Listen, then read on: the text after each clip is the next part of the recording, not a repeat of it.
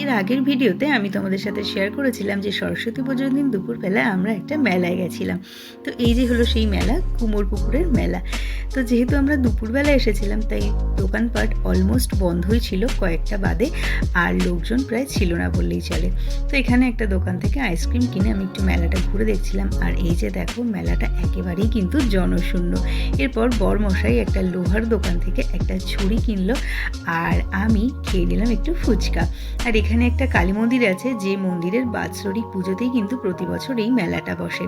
তো এরপর আমরা চলে গেলাম হাসনাবাদে, আর ব্রিজের উপর দাঁড়িয়ে দাঁড়িয়ে আমরা দুজন একটু আইসক্রিম খেয়ে নিলাম, আর তারপর গেলাম টাকিতে। অন্য বছর কিন্তু টাকিতে এই দিনে প্রচণ্ড ভিড় হয়, কিন্তু এই বছর তুলনামূলক ভিড়টা কিন্তু অনেকটাই কম। তো এরপর আমি চলে গেছিলাম আমার বাড়িতে। তো আজকের মতো এইটুকুই। ভিডিওটা ভালো লাগলে like, share and subscribe. Tata.